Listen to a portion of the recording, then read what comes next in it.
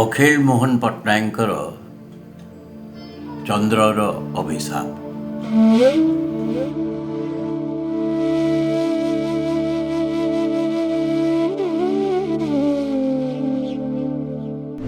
ସରୋଜ ଆଉ ସୀମାଦ୍ରି ପରସ୍ପରର ଅନ୍ତରଙ୍ଗ ବନ୍ଧୁ ଥିଲେ। ସେମାନେ ଥିଲେ ସିଟି କଲେଜର ତୃତୀୟ ବର୍ଷର ଛାତ୍ର। ସୀମାଦ୍ରି ଥିଲା ଆର୍ଟିଷ୍ଟ। ସେ ଛବି ଆଙ୍କେ ନାହିଁ ବା ଶୋଇ ଶୋଇ ଜ୍ୟୋତ୍ସ୍ନା ବା ବସନ୍ତ ଗୋଲାପ ଫୁଲ ମାର୍କା କବିତା ଲେଖେନି। ସେ କହେ ଜୀବନଟାକୁ ବଞ୍ଚେଇବା ହିଁ ସବୁଠାରୁ ବଡ଼ ଆର୍ଟ। ଆଉ ଯେ ଜୀବନଟାକୁ ପ୍ରତିଦିନ ନିତ୍ୟ ନୂତନ କରି ବଞ୍ଚିପାରିଲା ତାଠାରୁ ବଡ଼ ଆର୍ଟିଷ୍ଟ ଆଉ କେହି ନାହିଁ। ସେଇଥିପାଇଁ ସେ ଚେଷ୍ଟରଟନ୍ଙ୍କର ଅପେକ୍ଷା ତାଙ୍କର ଅଜବ ଜୀବିକା ଚରିତ୍ର ହେବାକୁ ବେଶୀ ପସନ୍ଦ କରେ। ସେ ସମରସେଟ୍ ମମ୍ଙ୍କ ଅପେକ୍ଷା ପୃଥିବୀ ପ୍ରସିଦ୍ଧ ହେବାକୁ ଚାହେଁନି, ବରଂ ତାଙ୍କର ଷ୍ଟିକଲ୍ୟାଣ୍ଡ ଚରିତ୍ର ପରି କେଉଁ ଅଜ୍ଞାତ ଗିରି ଗୋହରରେ ଦୁରାରୋଗ୍ୟ ବ୍ୟାଧିରେ ତିଳ ତିଳ ହୋଇ ମରିବାକୁ ଚାହେଁ। ସୀମାଦ୍ରି ଅନାବିଳ ଆର୍ଟିଷ୍ଟ ଏବଂ ରୋମାଣ୍ଟିସିଜମ୍ ତାର ଏକ ସହଜାତ ପ୍ରବୃତ୍ତି।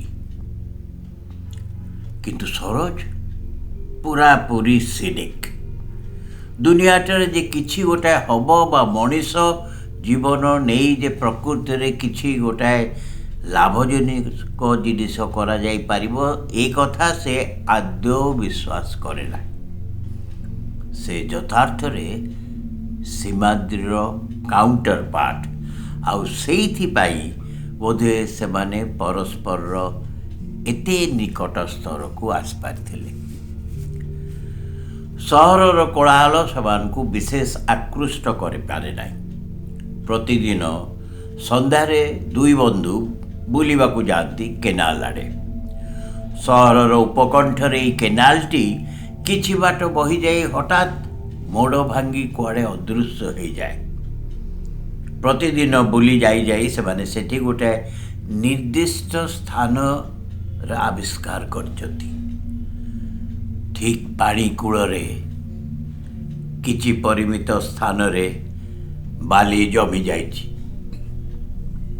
ଆଉ ତାରି ଉପରେ ଗୋଟାଏ ପଥରର ଖୁଣ୍ଟି କାହିଁ କେଉଁ କାଳରୁ ଠିଆ ହେଇ ରହିଛି, ପାଣି ପବନର ଅତ୍ୟାଚାର ସହ୍ୟ କରି। ସେଟା ବୋଧହୁଏ ଗୋଟାଏ ପୁରାତନ ଚଉରା। ଆଉ ସେମାନେ ଯେଉଁଠି ବସନ୍ତି ସେଟା ଗୋଟାଏ ପରିତ୍ୟକ୍ତ ଗାଧୁଆ ତୁଠ। କାଳକ୍ରମେ ଗୋଟିକର ବ୍ୟବହାରର ଅଭାବରୁ ଅନ୍ୟଟି ପଙ୍ଗୁ ହୋଇପଡ଼ିଛି। ଚନ୍ଦ୍ରପକ୍ଷରେ ସ୍ଥାନଟି ବେଶ ରୋମାଣ୍ଟିକ୍ ହୋଇଉଠେ। ସୀମାଦ୍ରି କୁହେ ଏହି ଜାଗାକୁ ଆସିଲେ ମୋର ମନେ ହୁଏ ସେକ୍ସପିୟରଙ୍କର ମିଡ୍ ସମର୍ ନାଇଟ୍ସ ଡ୍ରିମ୍ର ପରୀମାନେ ନିଶାର୍ଦ୍ଧରେ ଏଇଠି ଓହ୍ଲେଇ ଆସି ହାତ ଧରାଧରି ହୋଇ ନାଚନ୍ତି ଜହ୍ନ ଆଲୁଅରେ। ସରୋଜ ଶ୍ଳେଷ ମିଶେଇ କହେ ତୁ ତ ଜାଣୁ ସେକ୍ସପିୟର ବୋଲି କେହି ଜଣେ ଲୋକ ଥିଲେ କି ନାହିଁ ସେଟା ଆଜି ୟୁରୋପୀୟ ସାହିତ୍ୟମାନଙ୍କର ଚରମ ଦ୍ୱନ୍ଦ୍ୱମୂଳକ ସମସ୍ୟା। ଶେଷରେ ପୁଣି ତାଙ୍କ ଲେଖାର ପରୀମାନଙ୍କର ଅସ୍ତିତ୍ୱ ଆଉ ପୁଣି ଏଇ କେନାଲ କୂଳରେ। ସୀମାଦ୍ରିର ଠିକ୍ ଏଇ ଜାଗାରେ ଧୈର୍ଯ୍ୟଚ୍ୟୁତି ହେବ ଓ ସେ କଥା ସରୋଜ ବେଶ ଜାଣେ। ସୀମାଦ୍ରି ଚିତ୍କାର କରିକି ଉଠେ କେତେ ଥର ତତେ କହିଛି ଆମେ ଯାହା ଜାଣୁନା ସେଟା ଯେ ପୃଥିବୀରେ ନାହିଁ ବା ନଥାଇପାରେ ଏ କଥା ଭାବିବା ଠାରୁ ଚରମ ନିର୍ବୋଧତା ଆଉ କିଛି ନାହିଁ। ଇମାଜିନ୍ ପଞ୍ଚଦଶ ଶତାବ୍ଦୀରେ ଯଦି ତୋ ପରି ଗୋଟାଏ ମୂର୍ଖ ଉଡ଼ାଜାହାଜର ଧାରଣାକୁ ହସି ଉଡ଼େଇ ଦେଇଥାନ୍ତା ତାହେଲେ ସେ ହୁଏତ ଏତେ ଦିନ ବଞ୍ଚିପାରନ୍ତା ନାହିଁ। କିନ୍ତୁ ଯଦି ବଞ୍ଚନ୍ତା ତାହେଲେ ସେ ଅବା ଉପଲବ୍ଧି କରନ୍ତା ତାର ନିର୍ବୋଧତା। ଆଉ କିଛି ଦରକାର ନାହିଁ। ଯେକୌଣସି ଗୋଟାଏ ଟପିକ୍ ହାତକୁ ଆସିଗଲେ ସମୟଟା ଚମତ୍କାର କଟେ। ଯୁକ୍ତିର କ୍ଲାଇମ୍ୟାକ୍ସରେ ସୀମାଦ୍ରି ତା ହାତର ଚାବି ପେନ୍ଥାଟାକୁ ଫିଙ୍ଗି ଦିଏ ଦୂରକୁ, ଯେମିତି ଏକ ସିଗାରେଟ୍ ପ୍ୟାକେଟଟାକୁ ଦଳି ଦାଳି ଫିଙ୍ଗି ଦିଏ କେନାଲ ପାଣିକୁ। ଯେମିତି ଏଇ ସିଗାରେଟ୍ ଆଉ ଚାବି ପ୍ରଭୃତି ପଦାର୍ଥମାନେ ତା ବିରୁଦ୍ଧରେ ଷଡ଼ଯନ୍ତ୍ର କରି ସରୋଜର ଯୁକ୍ତିକୁ ସମର୍ଥନ କରୁଛନ୍ତି। ସମୟ ହୋଇଗଲେ କେହି ଜଣେ ହେଲେ ଅନିବାର୍ଯ୍ୟ ସନ୍ଧି ସର୍ତ୍ତ ବାଢ଼ି ବସେ। ଆଚ୍ଛା ହଉ, ଲେଟ୍ ଅସ୍ ଏଗ୍ରି ଟୁ ଡିଫର। ଦୁଇ ଜଣ କ୍ଳାନ୍ତ ବିମର୍ଷ ଗଳଦ୍ଘର୍ମ ବନ୍ଧୁ ସନ୍ଧିପତ୍ରରେ ଅବିଳମ୍ବେ ସ୍ୱାକ୍ଷର କରନ୍ତି। ପୂଜା ଛୁଟି ପରେ କଲେଜ ଖୋଲିଥାଏ। ସରୋଜ ନାଇଟ୍ ଏକ୍ସପ୍ରେସରୁ ଓହ୍ଲେଇ ହଷ୍ଟେଲକୁ ଆସି ଦେଖେ ଯେ ସୀମାଦ୍ରି ଆସିଗଲାଣି। ତାର ଜିନିଷପତ୍ର ଥୁଆ ହେଇଛି ରୁମ୍ରେ, ଅଥଚ ସୀମାଦ୍ରି ନାହିଁ। କିନ୍ତୁ ସେକେଣ୍ଡ ଶୋ ସିନେମା ତ ସରିଯିବଣି ଅନେକ ବେଳୁ। ସୀମାଦ୍ରି ଗଲା କୁଆଡ଼େ? ସରୋଜ ଅନିବାର୍ଯ୍ୟ ସିଦ୍ଧାନ୍ତରେ ପହଞ୍ଚି କେନାଲ କୂଳକୁ ଚାଲେ। କେନାଲ କୂଳରେ ଆସି ସରୋଜ ଦେଖେ ତାର ଅନୁମାନ ନିର୍ଭୁଲ। ନିଶ୍ଚିତ ଭାବରେ ସେଠି ଶୋଇପଡ଼ିଛି ସୀମାଦ୍ରି। ପ୍ରଥମଟା ଟିକେ ଅସ୍ୱସ୍ତିକର ମନେ ହୁଏ ସରୋଜକୁ। ସ୍ଥାନଟାର ନିର୍ଜନ ପରିବେଶ ଯେ କେହି ଏକୁଟିଆ ଲୋକ ମନରେ ଭୟର ସଞ୍ଚାର ସୃଷ୍ଟି କରିବା ସ୍ୱାଭାବିକ। ଏତେ ରାତିରେ ଏଠି କ'ଣ କରୁଛି ସୀମାଦ୍ରି ଏକୁଟିଆ? ବିସ୍ମୟର ସୀମା ରହେ ନାହିଁ ସରୋଜର। ସୀମାଦ୍ରି କିନ୍ତୁ ଭୟ ପାଇବା ଅବସ୍ଥାରେ ଆଦୌ ନାହିଁ। ନିଶ୍ଚିତ ନିଦ୍ରା ଯାଇଛି। ଆଶ୍ଚର୍ଯ୍ୟ, ତା ପାଖକୁ ଯାଇ ପ୍ରଥମେ କେତେଥର ଡାକିଲା ତାକୁ ସରୋଜ, କିନ୍ତୁ ସୀମାଦ୍ରି ଶୁଣେନି। ଅଗତ୍ୟା ତା ଦେହରେ ହାତ ଦେଇ ଥରେ ଦୁଇଥର ଜୋରରେ ହଲେଇ ଦେଲା ସେ। କିନ୍ତୁ ତାପରେ ଯାହା ଘଟିଲା ସେଥିପାଇଁ ସରୋଜ ଆଦୌ ପ୍ରସ୍ତୁତ ନଥିଲା। ଗୋଟାଏ ଲମ୍ପରେ ସୀମାଦ୍ରି ଡେଇଁ ପଡ଼ି କିଛି ଦୂରକୁ ଯାଇ ଆଉ ସେଠି ଛିଡ଼ା ରହି ସେ କିଛି ସମୟ ନିସ୍ପନ୍ଦ ଭାବରେ ଚାହିଁ ରହେ ସରୋଜକୁ। ଆଉ ଠିକ୍ ତାପରେ ଚିତ୍କାର କରି ଉଠେ, କିଏ କିଏ ତମେ? ସୀମାଦ୍ରିର କଣ୍ଠ ଭୟ ବିଖଚିତ। ଖୁବ୍ ଭୟ ପାଇ ଯାଇଛି ସେ। ଆଉ କେଉଁ ଦିନ ହେଇଥିଲେ ହୁଏତ ସରୋଜ ସୀମାଦ୍ରିର ଏଇ ଅବସ୍ଥାର ସୁଯୋଗ ନେଇ ଟିକେ କୌତୁକ କରିଥାନ୍ତା। କିନ୍ତୁ ସୀମାଦ୍ରିର ଏ ଅବସ୍ଥାରେ ସରୋଜ ନିଜେ ଅନେକଟା ଆତଙ୍କିତ ହେଇ ପଡ଼ିଲା। ମୁହୂର୍ତ୍ତେ ବିଳମ୍ବ ନ କରି ଆରେ ମୁଁ ସରୋଜ କହି ସେ ଆଗେଇ ଗଲା ସୀମାଦ୍ରି ଆଡ଼କୁ। କିଛି ସମୟ ନିର୍ବାକ ହୋଇ ଠିଆ ହୋଇ ରହିଲା ସୀମାଦ୍ରି। ତା ଦେହରୁ ଗମ୍ ଗମ୍ ଝାଳ ବୋହିଯାଉଛି। ସରୋଜ ଅପରାଧୀ ପରି କହେ, ତୁ ଏତେ ଭୟ ପାଇଯିବୁ ବୋଲି ମୁଁ ମୋଟେ ଜାଣିନି ସୀମାଦ୍ରି। ସୀମାଦ୍ରି ଆହୁରି ବିସ୍ମିତ ହୁଏ। ସନ୍ଦିଗ୍ଧ କଣ୍ଠରେ ପଚାରେ, ତୁ ସତ କହୁଛୁ ସରୋଜ? ତୁ ମୋ ସହିତ ଏଠିକି ଆସିନୁ? ସରୋଜ ସାମାନ୍ୟ ଆମୋଦିତ ହୁଏ। ସେ କୁହେ, ନାଇଟ୍ ମେଲ୍ରେ ରାତି 2ଟା ପର୍ଯ୍ୟନ୍ତ ଅନିଦ୍ରାରେ କଟେଇ ଏତେବେଳେ କେନାଲ କୂଳକୁ ଆସିବାର ଉତ୍କଟ ରସିକତା ମୋର ନାହିଁ। ସୀମାଦ୍ରି ନୀରବରେ ଫେରିବାକୁ ପାଦ ବଢ଼ାଏ। ଚାଲୁ ଚାଲୁ ସେ କହେ, ମୁଁ ମଧ୍ୟ ଆଜି ଜନତାରେ ପହଞ୍ଚିଲି ସନ୍ଧ୍ୟା 6ଟା ବେଳେ। ବେଶ୍ କ୍ଳାନ୍ତ ହୋଇପଡ଼ିଥିଲି। ମୁଁ ବିଶ୍ରାମ ନେବା ପାଇଁ ବିଛଣାକୁ ମେଲେଇ ଦେଇ ଖଟ ଉପରେ ପଡ଼ିଗଲି। ତାର ଅଳ୍ପ ସମୟ ପରେ ମୋର ଠିକ୍ ମନେ ଅଛି ତୁ ବି ଆସି ପହଞ୍ଚିଲୁ ତୋର ସେଇ ଛିଣ୍ଡା ଚମଡ଼ା ସୁଟକେସ୍ ଆଉ ହୋଲ୍ଡ ଅଲ୍ ଖଣ୍ଡ ନେଇକି, ଯେମିତି ବେପାରୁଆ ଭାବରେ। ଗୁଡ୍ ଇଭିନିଂ ସୀମାଦ୍ରି, ତୁ ଆସିଯାଇଛୁ ତାହେଲେ? That's like a good boy. ମୁଁ କ'ଣ ଜବାବ ଦେଇଛି ମୋର ମନେ ନାହିଁ। ତାପରେ ତୁ ଖୁବ୍ ବ୍ୟସ୍ତ ହୋଇ ପଡ଼ିଲୁ ଆଉ କହିଲୁ, କ'ଣ ହେଇଛି ତୋର Shivadri? I have never seen you so very moody. ମୁଁ ବୋଧେ କିଛି ଜବାବ ଦେଲିନି। ତାପରେ ତୁ ତୋର ପୋଷାକ ମଧ୍ୟ ଚେଞ୍ଜ ନ କରି ମୋ ହାତ ଧରି ଗୋଟେ ଝିଙ୍କରେ ମୋତେ ଉଠେଇ ଦେଲୁ ଖଟ ଉପରୁ ଆଉ କହିଲୁ, ଚାଲ ଚାଲ ଆମର କୁରୁକ୍ଷେତ୍ରକୁ ଚାଲ। ଅନେକ ଦିନ ଯାଇନେ ସେଠିକି, ସେଇଠି ସବୁ ସମାଧାନ ହେଇଯିବ। ଇସ୍, କି ବାଜେ ପିଲା ହେଇଯାଇଛୁ ତୁ ଏଇ କେଇଟା ଦିନ ଛୁଟି ଭିତରେ। ଛି ଛି ଛି। ତାପରେ ଆମେ ଯେ ବାହାରକୁ ବାହାରି ଆସିଛେ ଆଉ ଆମର ପୂର୍ବ ପରିଚିତ ରାସ୍ତା ଦେଇ ଆସିଲେ ଏଇଠିକି। ମୋର ଠିକ୍ ମନେ ଅଛି, ମୁଁ ଏଇଠି ବସି ବସି ତତେ ରୀତା କଥା କହିଥିଲି ପ୍ରଥମ ଥର ପାଇଁ।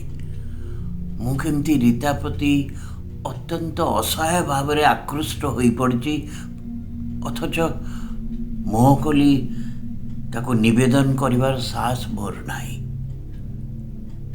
ତୋ ମୁହଁ ଏକାଥରେ ଚାପା ହସରେ ଫାଟି ପଡ଼ୁଥାଏ। ମୋ ପିଠି ବାଡ଼ି କହିଲୁ, ସେଇ କଥା କହ। ଏ ଛୁଟିଟାର ବିରହରେ ୟଙ୍ଗ ଲକିନ୍ଭାର ଏକାଥରେ ଭାଗି ପଡ଼ିଛି। ତାପରେ ହଠାତ୍ ଗମ୍ଭୀର ହେଇ କହିଲୁ, ଆଜି କିନ୍ତୁ ମୁଁ ପ୍ରଥମ ଥର ଜାଣିଲି ଶିବାଦ୍ରୀ, ତୋର ଅନେକ କଥା ଅଛି ଯାହା ତୁ ମୋର ଜାଣିବା ପ୍ରୟୋଜନ ବୋଲି ମନେ କରିନାହୁଁ।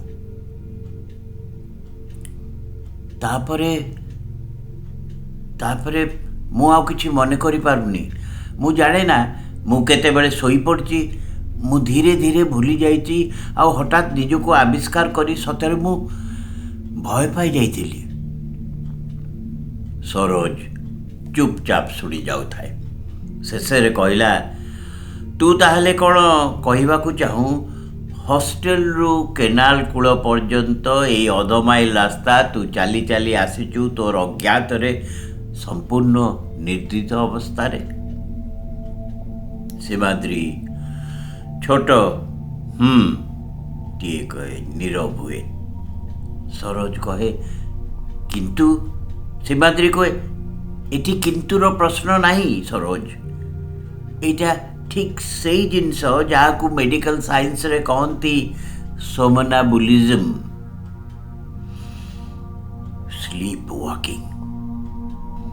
ଗୋଟାଏ ଦୀର୍ଘ ନିଶ୍ୱାସ ନେଇ ଶିବାଦ୍ରୀ କହି ଚାଲେ, ତୋର ମନେ ଥିବ ମୁଁ ସେଥର ଯେଉଁ ଷ୍ଟେୟାର କେସ୍ରୁ ଖସି ପଡ଼ିଥିଲି, ସେଟା ବି ସେଇ ନିର୍ଦ୍ଦିଷ୍ଟ ଅବସ୍ଥାରେ। ତୁ ନିଶ୍ଚୟ ଭାବୁଥିବୁ ମୁଁ ଆଜି ଯାଏ କାହିଁକି ତତେ ଏକଥା କହିନାହିଁ। କାରଣ ଜଣେ ସୋନାମ୍ବୁଲିଷ୍ଟ ସହିତ ଏକା ରୁମ୍ରେ ରହିବାଟା ସମସ୍ତେ ସହ୍ୟ କରିପାରିବେ ନାହିଁ। ବୁଝିପାରୁଥିବୁ ନିଶ୍ଚୟ, କେମିତି ଗୋଟେ ଅନକ୍ୟାନି ଫିଲିଂ। କେବଳ ସେଇଥିପାଇଁ ମୁଁ କଥାଟାକୁ ଚାପି ଯାଇଥିଲି ଆଜି ଯାଏ। ସରୋଜ କିଛି ଜବାବ ଦେଲା ନାହିଁ। କିଛି ସମୟ ପରେ ସଂକ୍ଷେପରେ ପଚାରିଲା, ରୀତା କିଏ ଶିବାଦ୍ରୀ? ଶିବାଦ୍ରୀ କହିଲା, ସେ ସେକେଣ୍ଡ ଇୟରର ସାଇନ୍ସ ଛାତ୍ରୀ, ଲେଡିଜ୍ ହଷ୍ଟେଲରେ ଥାଏ। ବଟାନିକାଲ ଗାର୍ଡେନରେ ମୋର ତା ସହିତ ଅକସ୍ମାତ ଦେଖା ହୁଏ, ଆଳାପ ମଧ୍ୟ ହୁଏ। ସରୋଜ କହେ, ଦୁଇ ବନ୍ଧୁ ହଷ୍ଟେଲରେ ପହଞ୍ଚି ଯାଇଥିଲେ। ସେଦିନ ଅତି ପରିଷ୍କାର ଜ୍ୟୋତ୍ସ୍ନା ପଡ଼ିଥାଏ। କେନାଲ କୂଳରେ ସେହି ପରିଚିତ ସ୍ଥାନର ବାଲୁକା ସେଜରେ ଶୋଇ ରହିଥାନ୍ତି ଦୁଇ ବନ୍ଧୁ ନୀରବରେ। କହୁଣି ଉପରେ ଭାର ରଖି ସେମାନେ ଏକାଗ୍ର ଚିତ୍ତରେ ଲକ୍ଷ୍ୟ କରି ରହିଥାନ୍ତି ସେହି ପରିତ୍ୟକ୍ତ ବିଗତ ପ୍ରତିଷ୍ଠିତ ଜରାଜୀର୍ଣ୍ଣ ଚଉରାଟାକୁ। ଏଇ କିଛି ଦିନ ତଳର ଗୋଟାଏ ନୂତନ ଆବିଷ୍କାରକୁ ନେଇ ଏକ୍ସପେରିମେଣ୍ଟ କରିବାରେ ସେମାନେ ଆତ୍ମବିସ୍ମୃତ। ଶିବାଦ୍ରୀ ଖୁବ୍ ଆସ୍ତେ ଆସ୍ତେ କହୁଥାଏ, ଦେଖ ତାର ବାଁ ପଟର କାଖରେ ସେ ଗୋଟାଏ କଳସୀ ଧରିଛି। ପୁଣି ଅଣ୍ଟା ପାଖରେ ତା ଦେହଟା ସାମାନ୍ୟ ବାଁ ପଟକୁ ଝୁଙ୍କି ଆସି ପୁଣି ଡାହାଣକୁ ଢଳି ଯାଇଛି। ମୁଣ୍ଡଟା ମଧ୍ୟ ଦେହର ଭାରସାମ୍ୟ ରକ୍ଷା କରିବାକୁ ଡାହାଣ ପଟକୁ ନଇଁ ଯାଇଛି ସାମାନ୍ୟ। ସରୋଜ କୁହେ, ତା ଶାଢ଼ୀର ଭାଙ୍ଗ ଗୁଡ଼ିକ ମଧ୍ୟ ଦେଖୁଛୁ ତ? ସୀମାଦ୍ରି ଯୋଗ କରେ, ମୁଣ୍ଡରେ ନିଶ୍ଚୟ ଓଢ଼ଣା ନାହିଁ, ନହେଲେ ତାର ଏଡ଼େ ସୁନ୍ଦର କେଶବତୀ ଗଭାଟା ଲୁଚି ଯାଇଥାନ୍ତା। ଗୋଟାଏ ମୁହୂର୍ତ୍ତ ପାଇଁ ଦୁଇ ବନ୍ଧୁଙ୍କର ତନ୍ମୟ ଆଖି ଆଗରେ ଠିଆ ହୋଇ ରହେ ଗୋଟିଏ ସ୍ୱାସ୍ଥ୍ୟବତୀ ଗ୍ରାମବଧୂ ହାତରେ କଳସୀ ଧରି। ସରୋଜ କୁହେ, ତା ନାଁ ତମିଶ୍ରା। ସୀମାଦ୍ରି ପ୍ରତିବାଦ କରେ, ମୁଁ କିନ୍ତୁ ତା ନାଁ ଦିଅନ୍ତି ଜ୍ୟୋତ୍ସ୍ନା ରେଣୁ। ସୀମାଦ୍ରି ଆଉ ସରୋଜ ଉଭୟ ଜାଣନ୍ତି ସେମାନେ ସେଇ ଜୀର୍ଣ୍ଣ ଚଉରାଟାକୁ ଚାହିଁ ଚାହିଁ ସେମାନଙ୍କ ମନ ଭିତରେ ଗୋଟାଏ ନିର୍ଦ୍ଦିଷ୍ଟ ମରୀଚିକା ସୃଷ୍ଟି କରୁଛନ୍ତି। ଚଉରାଠାରୁ ସେମାନଙ୍କ ଦୂରତ୍ୱ 15 ଗଜରୁ କମ୍ ହେବ। ତଥାପି ଚଉରାଟାର ଏଇ ରହସ୍ୟମୟୀ ଅବସ୍ଥିତି ସେମାନଙ୍କ ଆଖି ପାଇଁ ସହସ୍ର ଇନ୍ଦ୍ରଜାଲ ସୃଷ୍ଟି କରି ଚାଲେ। ଗ୍ରାମବଧୂ ପରେ ହୁଏତ ସେଠି ଆସ୍ତେ ଆସ୍ତେ ତିଆରି ହୁଏ ଗୋଟାଏ ଡାକ ପିଅନ। ହୁଏତ ଯେଉଁ ଅନ୍ଧକାର ରେଣୁପୁଞ୍ଜରେ ନବବଧୂଟିର କେଶବତୀ ଗଭା ତିଆରି କରାଯାଇଥିଲା ତାକୁ ସାମାନ୍ୟ ସ୍ଥାନାନ୍ତର କରି ପିଅନର ପୋଷ୍ଟ ବ୍ୟାଗ୍ ତିଆରି କରାଯାଏ। ତାର ଗହନ କଳା ବାଳ ଉପରେ ଚକଚକ୍ କରୁଥିବା ରୂପା ଫୁଲଟିକୁ ନେଇ ଡାକ ପିଅନର ଟୋପିର ବୋତାମ କରାଯାଏ। ଶାଢ଼ୀର ଭାଙ୍ଗ ଗୁଡ଼ାକ ନେଇ ତିଆରି ହୁଏ ଖାକି ଟ୍ରାଉଜର। ଏହି ରୂପାନ୍ତରଟା ଠିକ୍ ବ୍ୟାୟାମର ନିୟମ ଅନୁସାରେ ବା ଗଣିତର କ୍ରମ ଅନୁଯାୟୀ ହୁଏ ନା, ଏଟା ହୁଏ ଗୋଟାଏ ସମବେଦନଶୀଳ ମନର ସହଜ ଲଘୁ ସଞ୍ଚରଣରେ। ଯେମିତି ସନ୍ଧ୍ୟା ହେଲେ ଶତଦଳ ଧୀରେ ଧୀରେ ସଙ୍କୁଚିତ ହୁଏ, ଯେମିତି କୃଷ୍ଣ ନୀରା ଯମୁନା ଗଙ୍ଗୋତ୍ରୀର ସ୍ୱଚ୍ଛ ଧାରା ଏକାକାର ହେଇଯାଏ, ଯେମିତି କୌଣସି ନିୟମ ନଥାଇ କ୍ରମ ରକ୍ଷା ନ କରି ସ୍ୱପ୍ନରେ ତରଳି ମିଶିଯାଏ ଆଉ ଗୋଟାଏ ସ୍ୱପ୍ନ। ପ୍ରଥମ କିଛି ଦିନ ଟିକେ ଅସୁବିଧାରେ ପଡ଼ିବାକୁ ହୁଏ ସେମାନଙ୍କୁ, କିନ୍ତୁ ଅଳ୍ପ କେଇଦିନର ଅଭ୍ୟାସରେ ଦୁଇ ବନ୍ଧୁ ଅଭ୍ୟସ୍ତ ହେଇଗଲେଣି। ପ୍ରଥମେ ମନର ମାଂସପେଶୀ ଗୁଡ଼ାକୁ ହୁଗୁଳା କରିବାକୁ ହୁଏ, ତାପରେ ମନ ପ୍ରାଣ ଦେଇ ଗୋଟାଏ ନିର୍ଦ୍ଦିଷ୍ଟ ବସ୍ତୁକୁ ଆଖି ଆଗରେ ଫିକ୍ସ କରିଦେଇ ତାର ଚାରିପଟେ କିଛି କୁହୁଡ଼ି ଦେଇ ଶକ୍ତ କରିବାକୁ ହୁଏ। ପ୍ରତିଦିନ ସନ୍ଧ୍ୟାରେ ସେମାନେ ଏମିତି ଅନେକ ଛାୟାମୂର୍ତ୍ତି ଗଢ଼ନ୍ତି ଆଉ ଭାଙ୍ଗନ୍ତି। ପ୍ରଥମ ଆବିଷ୍କାରର ନିଶା ସେମାନଙ୍କର ଛାଡ଼ି ଆସିଲାଣି। ହାଲକା ଆନନ୍ଦ ଭିତରେ ସେମାନେ ଖୋଜି ବସିଲେଣି ଗୋଟାଏ କାର୍ଯ୍ୟକାରଣ ସମ୍ପର୍କ। ସେଦିନ ହଠାତ୍ ସୀମାଦ୍ରି ଗମ୍ଭୀର ହୋଇ କହିଲା, ଏଇଟା ହିଁ ବୋଧେ ଯୋଗର ପ୍ରଥମ ସୋପାନ। ଆମେ ଯେଉଁ ଜିନିଷକୁ 15 ଗଜ ଦୂରରେ ଦେଖିପାରୁଛୁ, ଆଉ ଟିକେ ସାଧନା ପରେ ବୋଧହୁଏ ଆମେ ଠିକ୍ ସେହି ଜିନିଷ ଦେଖିପାରିବା ମାତ୍ର 5 ଗଜ ଦୂରରୁ। ଆମ ଆଖି ପାଇଁ କୁହୁକ ସୃଷ୍ଟି କରିପାରୁଛୁ, ତାକୁ ହୁଏତ ସ୍ପର୍ଶ ଓ ଗନ୍ଧ ପାଇଁ ତିଆରି କରିପାରିବା ଆଉ କିଛି ଦିନର ସାଧନା ପରେ। ଖାଲି ସେତିକି ନୁହେଁ, ସୀମାଦ୍ରି କହିଚାଲେ, ଆଜି ମୁଁ ବା ତୁ କେବଳ ପରସ୍ପରକୁ ପ୍ରବର୍ତ୍ତାଇ ପାରୁଛେ, କିନ୍ତୁ ହୁଏତ ଆଉ କିଛି ଦିନ ପରେ ଆମେ ଠିକ୍ ଏହି ଇନ୍ଦ୍ରଜାଲ ଅନେକ ଲୋକଙ୍କ ପାଇଁ ତିଆରି କରିପାରିବା। ସେଥିପାଇଁ ଖାଲି ଦରକାର ମନର କ୍ଷେତ ପ୍ରସ୍ତୁତ କରି ବିଶ୍ୱାସର ବୀଜ ରୋପଣ। ସରୋଜର ବିଦ୍ରୂପର ହସ ଫାଟି ପଡ଼େ।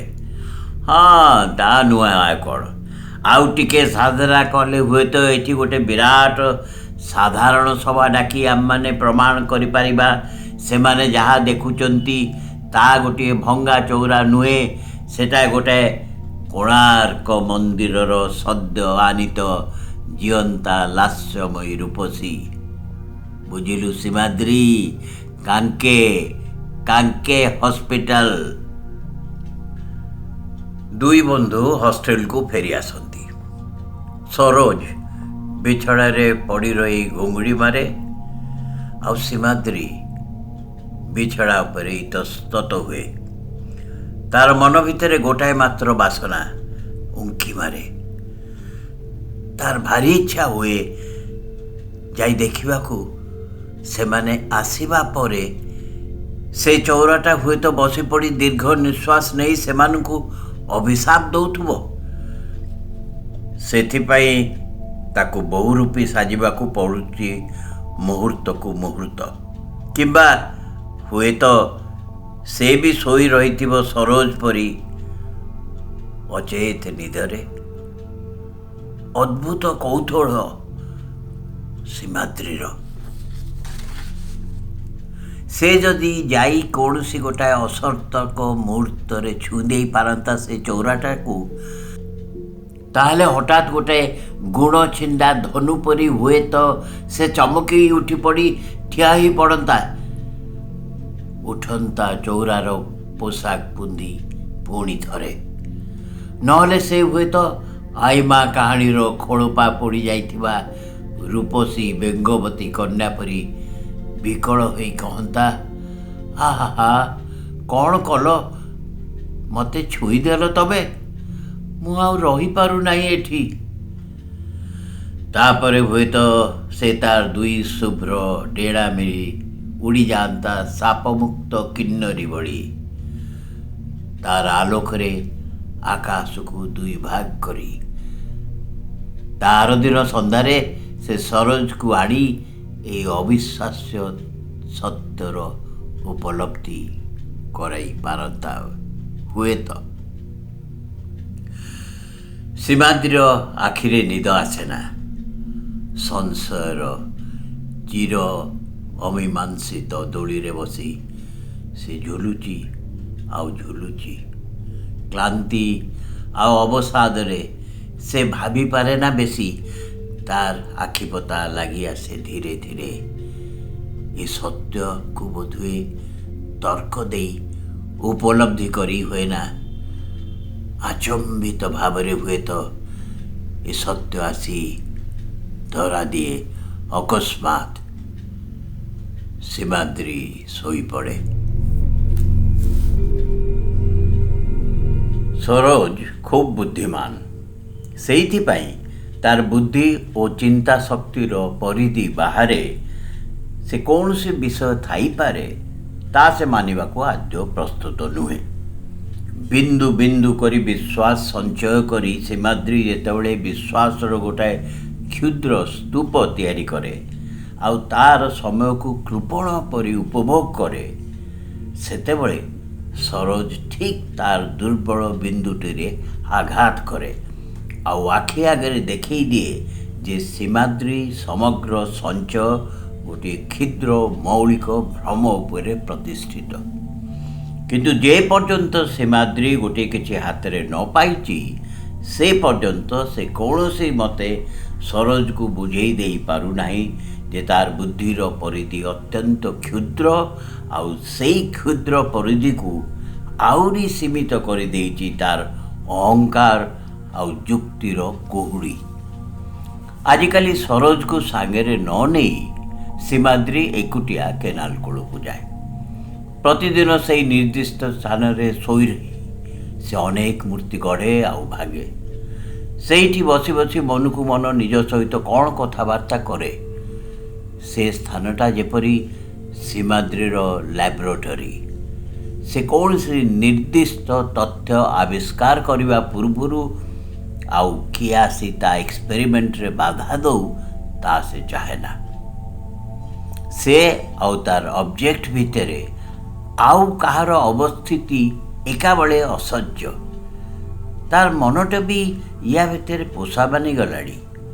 मूर्ति गुड़ाक रूप देवाई खूब अल्प समय आ परिश्रम लगुच। प्राय प्रतिदिन सीमाद्री जाए सेठिकी आ फेरी आसे नुआ विस्मय आ विश्वास नहीं। इमेज टाकू से पूरापूरी कबलित कर साराणी। केबे केबे हॉस्टेल रे तार झरका पाखरे बसी शून्य आकाश रे से भंगा चौराटाकू आंकी निए आउे तापरे बहु विचित्र रूपरे रूपांतरित करे। शून्य रे चौराटाकू बढ़ेवाकू चेष्टा करे, ताकू बहु विचित्र रूपरे रूपांतरित करे। शून्य रे चौराटाकू बढ़ेवाकू चेष्टा करे। से आकाशर महाशून्य रे चौराटा अविश्वसनीय भाव में लंबा हो चले, अनेक लंबा। क्षुद्रायतन चौराटा आकाशर प्रच्छद पटरे ठिया हुई रहे, पिसार लीनिंग टावर परी। तापरे हुए तो से दीर्घ स्तंभर चूड़ा जाई आघात करे गोटाए उज्जवल नक्षत्र को। सीमाद्रीर मुहरे संतोषर दीप्ति फुटी उठे। पोताश्रयर लाइट हाउस ठीक एमती देखा जाए। केनाल कूलर से जीर्ण चौरा आसी आकाश रे होइची गोटाए विराट बती स्तंभ। किए कहे चौराटा जड़ निर्वेद स्थावर। से दीर्घ लाइट हाउस को पूरी छोट करने को चेष्टा करे सीमाद्री मनर लेंस रे। अत्यंत द्रुत गति रे छोट हवा को आरंभ करे तार से ऑब्जेक्ट आ ठीक चौरार उच्चता को आसी स्थिर हो जाए। किंतु ना, आउरी छोट करने को हम टिके परिश्रम करने को पड़े। सीमाद्री को तार मन हुए से जमती ठीक कमार परी तार मनर हातुड़ी रे पिटी पिटी छोट करुची से चौराटा को। छोट आउरी छोट अनेक छोट हो जाए। से जमती देखुची ता आखि सामनारे आकाशर विराट चेस बोर्ड पर ठिया हुई गोटे मात्र निसंग पन। वाह, खुशी हो जाए सीमाद्री। केते ओजन हम से पनटार। तार डाहाण हाथ बुढ़ा आंगुठी आउ बिशी आंगुठी को चढ़ेबा चेष्टा करे महाशून्य रे। स्वप्न देखुना तो सीमाद्री। ता आंगुठीर पब गुड़ाक बढ़िबा आरंभ करछि। तापरे तार पापुली आउ धीरे धीरे तार समग्र हाथटा अनेक बाट लंबी गलानी आकाश भितर को। आउ मात्र केते इंच बाट। आनंद रे सीमाद्रीर आंगुठी दीटा थरी उठुची। सतरे कौन से आकाश रु तोली आनी पारिबो से क्षुद्रायतन पनटा को। दुई आंगुठीर स्वल्प व्यवधान भितर से स्पष्ट स्पर्श करि पारुची। से निर्भुल भाव में अनुभव करुची किछि गोटे जिनस से हाथ रे धरिची। एथर आकुंचन तार मन होची से जेपरी आकाश रु कोटिनिधि तोली आणुची। राजा मिडास बोधे खंडे सुनार इटा को या ठारो अधिक सावधानतार सहित आनी पारि न थांते। पुणी थरे छोट हो आसुची तार हाथर, तार पापुली आउ तार आंगुठी सबू। तार चिर ईप्सित वस्तुटी सीमाद्री आनी रखिची तार बाँ हाथ पापुली उपरे आउ तार आंगुठी सबू। आखि ऑपरेशन करुथुवा सर्जन बोधे अधिक सावधानतार सहित फरसेप रे धरी न पारि थांते आखिर डोला को। तार प्रसारित पापुली उपरे से तार ओजन अनुभव करि पारुची। नूतन आविष्कार रे सीमाद्रीर आखि दीटा उज्जवल। से भावुची एई मुहूर्त रे जदि एठी थांता मूर्ख सरोज ତାହେଲେ ତାକୁ କହନ୍ତା, ଗୋ ରନ୍, କେନାଲ କୂଳକୁ ଯା, ଯା ଦେଖି ଆସିବୁ, ସେ ଚଉରାଟା ଆଉ ସେଠି ନାହିଁ। ତାକୁ ମୁଁ ଲୁଟି କରି ଆଣିଛି ମନର ଲେନ୍ସରେ, ମନର ଜୋରରେ।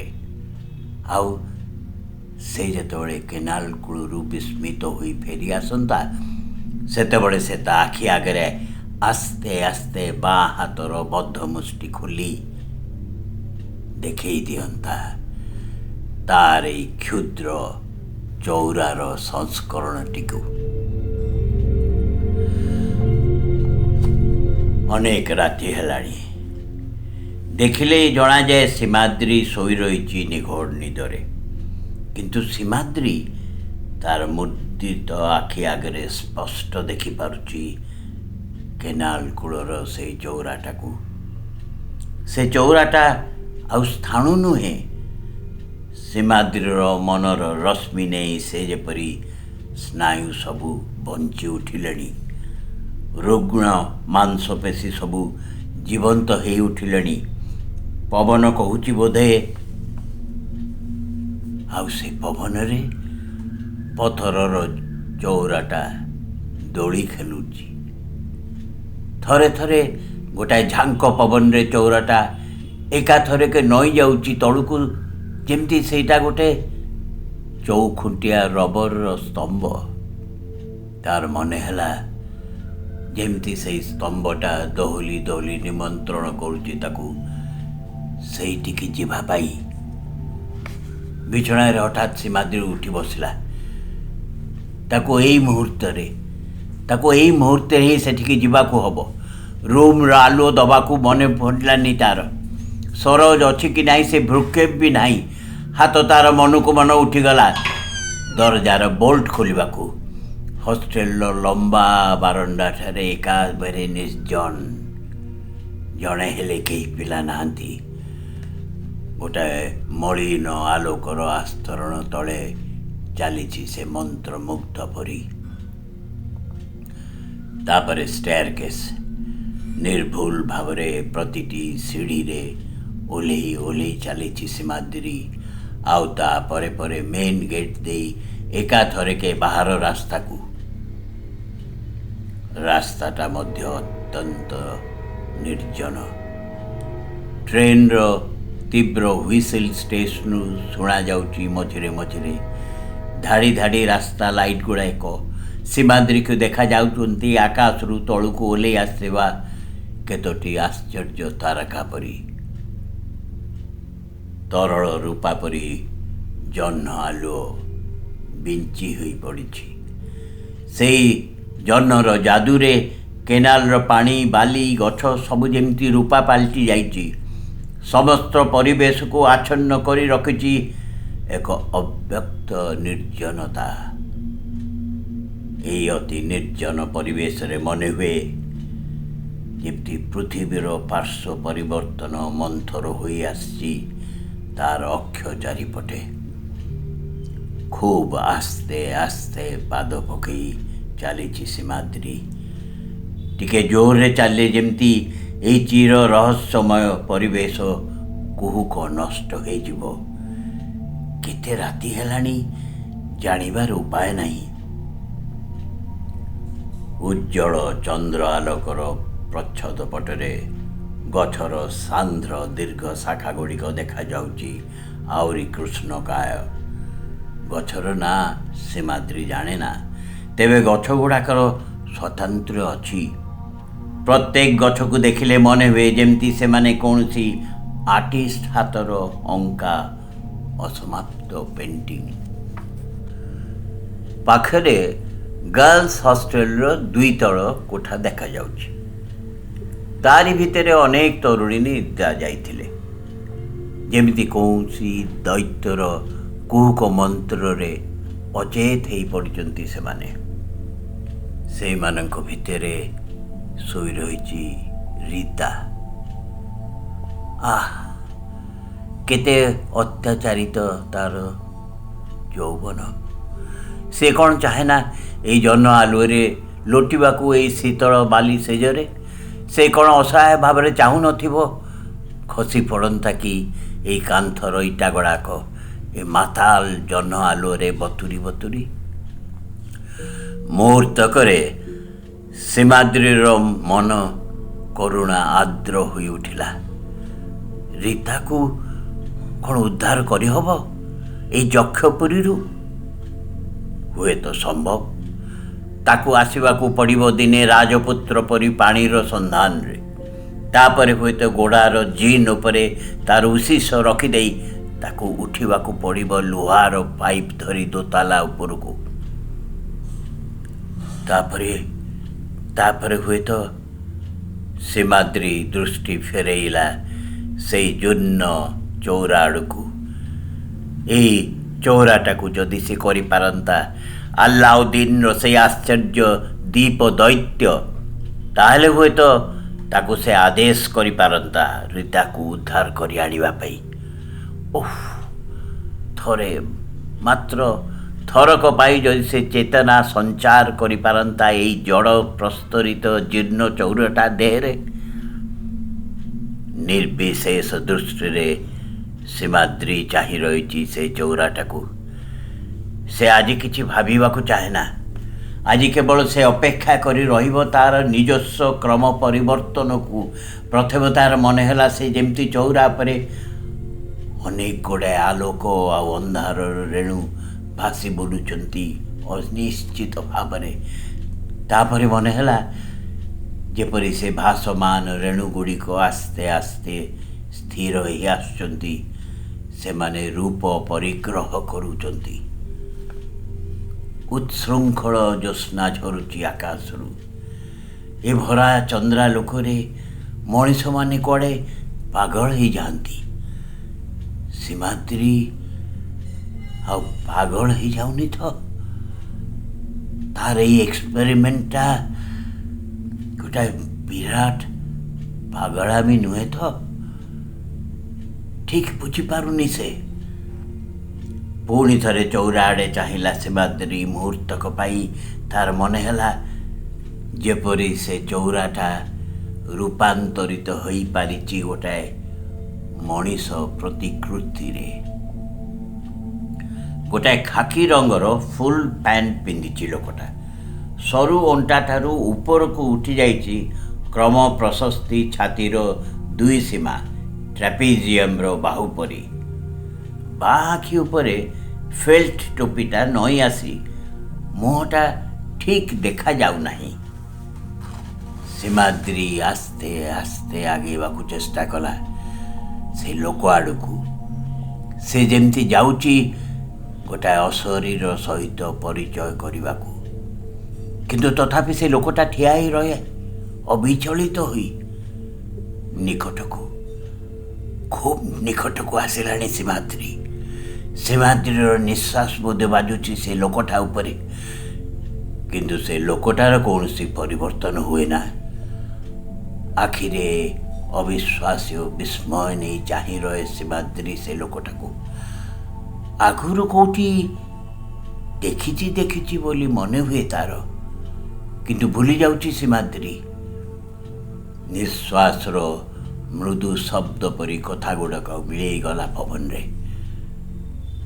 ଚମକି ଉଠିଲା ସୀମାଦ୍ରୀ।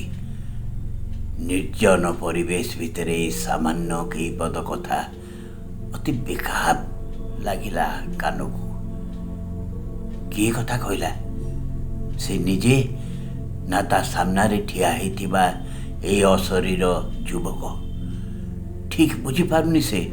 ସବୁ ଯେମିତି ଗୋଳମାଳିଆ ହେଇଯାଉଛି ତା ମୁଣ୍ଡ ଭିତରେ। ସୀମାଦ୍ରୀର ମେରୁଦଣ୍ଡ ଦେଇ ହଠାତ୍ ଯେମିତି ଖେଳିଗଲା ଗୋଟାଏ ବିଦ୍ୟୁତ ତରଙ୍ଗ। ତାର ମନେ ହେଲା ସେ ଯେମିତି ନିଜକୁ ଦେଖିପାରୁଛି ଗୋଟେ ବିରାଟ ଦର୍ପଣ ଭିତରେ।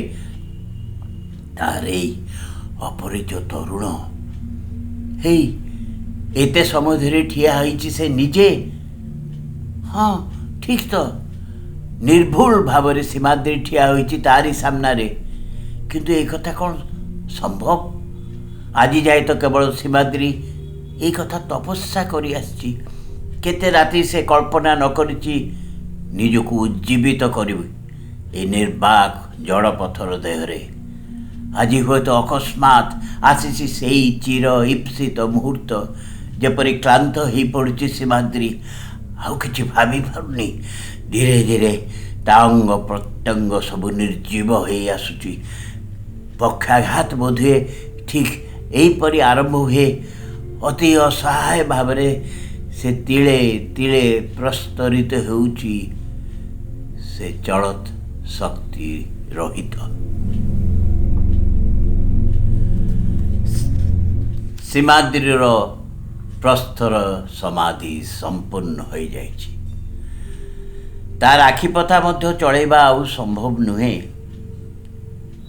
ଏଥର କିନ୍ତୁ ଚାଲିବାକୁ ଆରମ୍ଭ କରିଛି ଅନ୍ୟ ଲୋକଟି, ସୀମାଦ୍ରିର ଦ୍ୱିତୀୟ ସଂସ୍କରଣ। ସେ ଯେମିତି କେବଳ ଅପେକ୍ଷା କରି ରହିଥିଲା ସୀମାଦ୍ରିର ଏହି ରୂପାନ୍ତରକୁ। କିନ୍ତୁ ସୀମାଦ୍ରିର ମସ୍ତିଷ୍କ କାର୍ଯ୍ୟ କରୁଛି ତ ଠିକ୍। ସେ ଠିକ୍ ଜାଣିପାରୁଛି ସେ ଲୋକଟା ଯିବ ଗାର୍ଲସ୍ ହଷ୍ଟେଲ ପାଖକୁ। ଏଟା ସୀମାଦ୍ରିର ନିଜସ୍ୱ ଭାବନା ନୁହଁ। ସେଇ ଲୋକଟାର ପ୍ରତିଟି ଚିନ୍ତାଧାରା ଯେପରି କୌଣସି ଅଜ୍ଞାତ ଶକ୍ତି ବଳରେ ପ୍ରତିବିମ୍ବିତ ହେଉଛି ସୀମାଦ୍ରିର ମନରେ। ସୀମାଦ୍ରି ଆଦ୍ୟ ଅନୁମାନ କରିବାକୁ ଚେଷ୍ଟା କରୁନାହିଁ, କିନ୍ତୁ ତଥାପି ସେ ଜାଣିପାରୁଛି ତାର ପ୍ରତିଟି ଚିନ୍ତାଧାରା। ସ୍ପଷ୍ଟ ଦେଖିପାରୁଛି ସୀମାଦ୍ରି ଜହ୍ନ ଆଲୁଅରେ ସେ ଲୋକଟା ଗାର୍ଲସ୍ ହଷ୍ଟେଲର ପାଇପ୍ ଧରି ଉଠୁଛି ଉପରକୁ।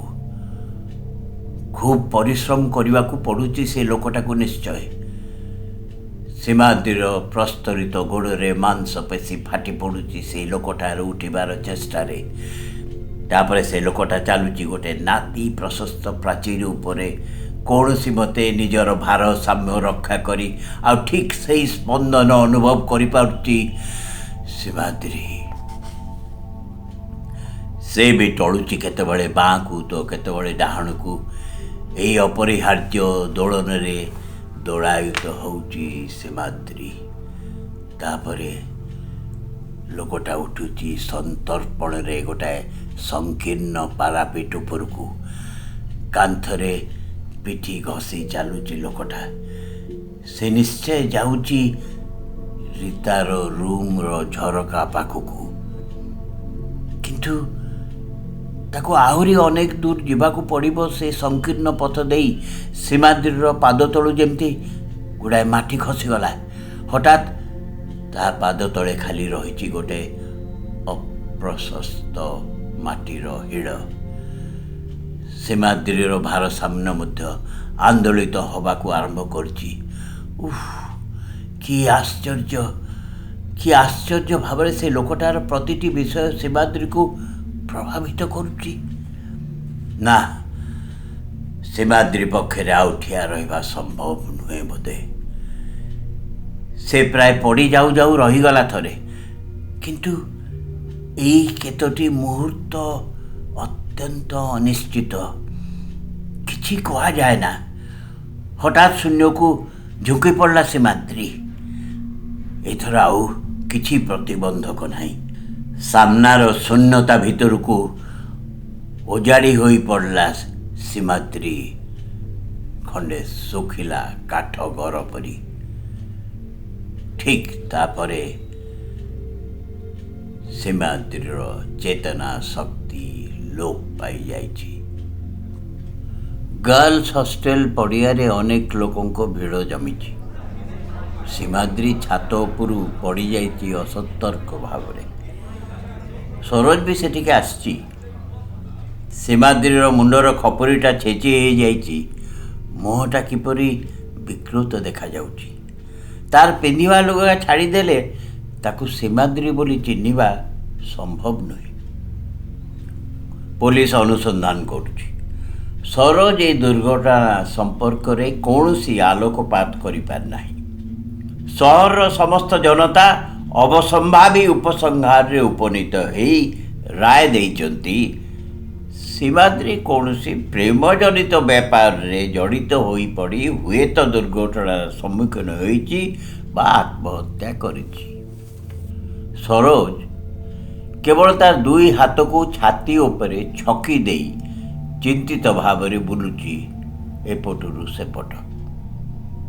କିଛି କୂଳ କିନାରା ମିଳେନା ସରୋଜକୁ। ବୁଲି ବୁଲି କେନାଲ କୂଳକୁ ଆସେ ସରୋଜ। ଆଉ ସେଠି ଦେଖେ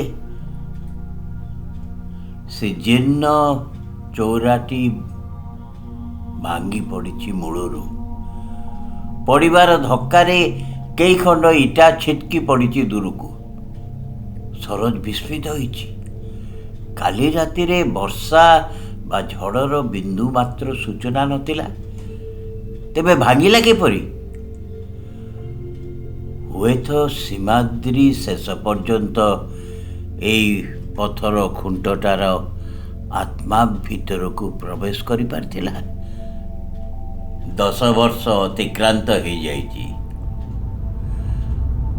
ସରୋଜ ତା ସ୍ତ୍ରୀକୁ ନେଇ ଗାଡ଼ିରେ ଯାଉଥିଲା ସେଇ ବାଟ ଦେଇ। କେନାଲ କୂଳରେ ସେଇ ନିର୍ଦ୍ଦିଷ୍ଟ ସ୍ଥାନରେ ସରୋଜ ଗାଡ଼ି ଠିଆ କରେ। ଗାଡ଼ିରେ ତା ସ୍ତ୍ରୀକୁ ଅପେକ୍ଷା କରିବାକୁ କହି ସରୋଜ ଓହ୍ଲେଇ ପଡ଼ି ଚାଲେ କେନାଲ ବନ୍ଧ ଉପରକୁ। ସେ ବୋଧେ 10 ବର୍ଷ ପରେ ତାର ବନ୍ଧୁ ସୀମାଦ୍ରିକୁ ସ୍ମରଣ କରିବାକୁ ଚାହେଁ ସେଇ ପରିବେଶ ଭିତରେ। ଆଜି ବି ସେଇ ବାଲି ସବୁ ରୂପା ପାଲଟି ଯାଇଛି ଜହ୍ନର କାଉରି କାଠିରେ। ଆଜି ବି ସେଇ ଗଛ ସବୁ ସେମିତି ଠିଆ ରହିଛନ୍ତି, ପ୍ରତ୍ୟେକଟି ଗୋଟି ଗୋଟି ମୂର୍ତ୍ତିମନ୍ତ ରହସ୍ୟ ପରି। ଦୂରରୁ ଅସ୍ପଷ୍ଟ ଭାବରେ ଦେଖାଯାଉଛି କିଏ ଜଣେ ଭଦ୍ରଲୋକ ମୁଣ୍ଡ ତଳକୁ କରି ବୁଲୁଛନ୍ତି ସେଠି। ଏଇ ଚିର ନିର୍ଜନ କେନାଲ କୂଳରେ ସେ ବୋଧେ ଜଣେ ସହରର କୋଳାହଳ ଅତ୍ୟାଚାରିତ ଆଶ୍ରୟ ପ୍ରାର୍ଥୀ। ଦୂରରୁ ସରୋଜକୁ ଆସିବାର ସାମାନ୍ୟ ସଂକେତ ପାଇ ସେ ଭଦ୍ରଲୋକ ଯେପରି ହଠାତ୍ ନିଶ୍ଚଳ ହୋଇଗଲେ ମୁହୂର୍ତ୍ତକ ପାଇଁ। ଆଉ ଭୟ ପାଇଲା ପରି ତତ୍କ୍ଷଣାତ୍ ବସି ପଡ଼ିଲେ ବାଲିରେ। ସରୋଜ ବାଲି ଉପରକୁ ଉଠିଲା। କେଇ ପାଦ ଆଗକୁ ଯାଇ ଦେଖେ ଭଦ୍ରଲୋକ ବସି ପଡ଼ିଥିବା ସ୍ଥାନରେ କୌଣସି ମନୁଷ୍ୟର ଚିହ୍ନ ବର୍ଣ୍ଣ ପର୍ଯ୍ୟନ୍ତ ନାହିଁ। ସେଠି ସେହିପରି ନିର୍ବାକ ଭାବରେ ପଡ଼ି ରହିଛି ସେଇ ଭଙ୍ଗା ଚଉରାଟି। କାଳର ଅତ୍ୟାଚାରରେ ତା ଉପରେ ଶିଉଳି ମାଡ଼ିଗଲାଣି। ଇଟାର ଫାଟରେ ଘାସ ଉଠିଲାଣି ପ୍ରଚୁର। ଅଭିଭୂତ ହୋଇ କେହି ମୁହୂର୍ତ୍ତ ଠିଆ ରହିଲା ସରୋଜ। ମନେ ମନେ ଉଚ୍ଚାରଣ କଲା, ସେଇଦିନଠୁ ଏଇଠି ତୁ ଶୋଇ ରହିଛୁ ସୀମାଦ୍ରି। କେତେ ରାତି ଆମେ ଏଇଠି ଶୋଇ ଶୋଇ କଳ୍ପନା ନ କରିଛେ ଆମ ବାହାଘର କଥା। ମୁଁ ବାହା ହେଇଛି, ଆ ଦେଖିବୁ, ଆ ମୋ ସ୍ତ୍ରୀକୁ କେମିତି କେମିତି ଦେଖେଇବି ତତେ। ସରୋଜ ଆଖିରେ ଲୁହ ଟଳମଳ କରୁଥାଏ। ସରୋଜ ଫେରି ଆସିଲା ଗାଡ଼ିକୁ। ସରୋଜର ସ୍ତ୍ରୀ ପଚାରିଲା, କିଏ ସେ ଭଦ୍ରଲୋକ ଜଣକ ଏତେ ରାତିରେ ବୁଲୁଥିଲେ? ସରୋଜ ରୁମାଲରେ ଆଖି ପଛୁ ପଛୁ କହିଲା, ହଁ, ଘରକୁ ଚାଲ କହିବି।